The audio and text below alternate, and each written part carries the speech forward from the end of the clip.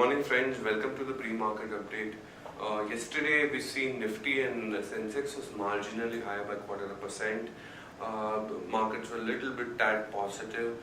On the back of flows, if you look at the flows, in terms of FI segment, index future, they were negative of 431 crores, whereas they were positive of 205 crores in the cash segment.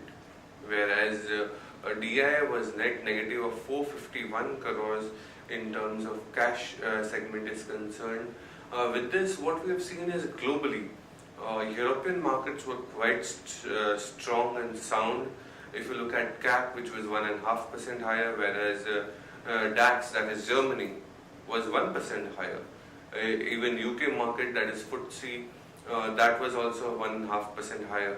But US markets were very much flattish in nature. On the back of the Federal Reserve policy meeting today and tomorrow, I think US market is taking a pause and wait and watch strategy, and that is why it is completely flat in nature if you talk about Dow or S&P 500. Whereas today's Q Nikkei is a little bit higher by 0.25%. Shanghai and Hang Seng is more or less, I would say, flattish in nature, whereas Nifty is 18 odd points higher. So we may see we global markets as well as emerging markets likes of India, everybody is waiting for Fed policy outcome. So more or less flat markets would be flattish in nature, and policy outcome, the impact of policy outcome would be seen in Indian markets on 22nd. So we'll understand that, and now we'll get the updates on derivatives. Good morning, friends. We'll give analysis on derivatives. Yesterday's being the first trading session of this week, where we have seen Nifty starting off with a positive bias in line with the positive cues from the international markets, especially from the Asian markets. In line with that, our market did open on a positive note, and thereon it consolidated in a narrow range for the first hours of trading session, and actually and remained firm on the higher side.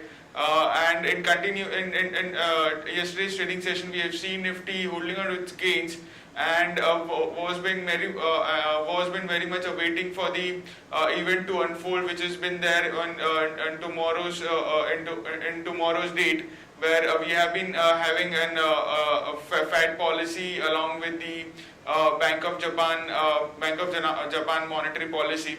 So markets have been waiting for it, and due to which we have been seeing very low volumes in the market. Yesterday's trading session we have seen very low volumes, and that market did manage to close on a positive note with 0.27% gain, settling at 8832.10.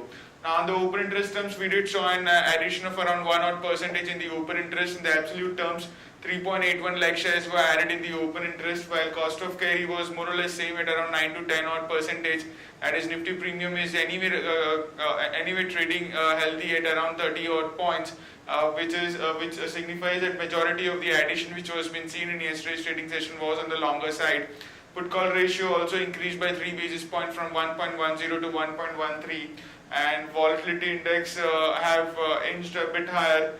Despite market going up, we have been seeing an increase in the volatility index ahead of the event, and we have seen an increase of 2.5% in the volatility index from 14.58, it settled at 14.94 odd levels. On the option side, not major activity to highlight upon. 8,900 call option have seen very minor addition of the open interest of around 3.5%, and which is now the highest in terms of open interest with around 53 lakh shares into it.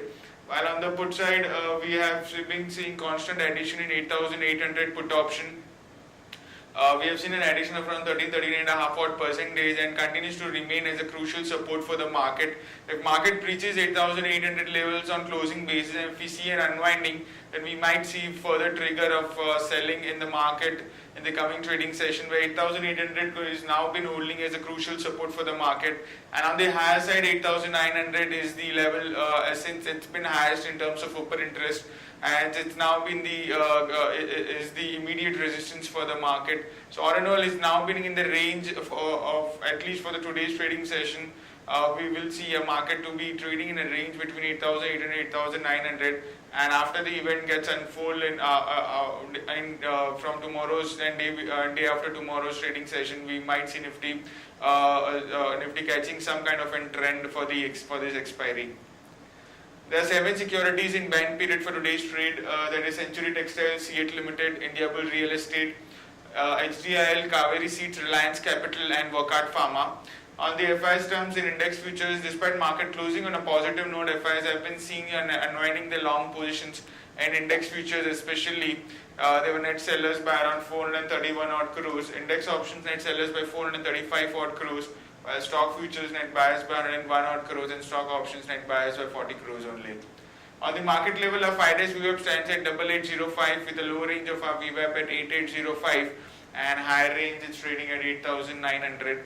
SDX Nifty is trading negative, it's down by 22 odd points and it's quoting at 8805, indicating it's been about to open around our VWAP, and since 8800 level is a very crucial to watch out for. And if it breaks and if it sustains below 8805, 8800 for the Nifty future for the next half an hour of trade, expect some selling pressure. But we do feel for today's trading session, market could take support at around 8800 and again bounce back and would be awaiting for the result to awaiting for the event to unfold. As SDX Nifty as suggested has been down, we might see some kind of a negative opening in the morning trade. That's it from derivatives. Thank you.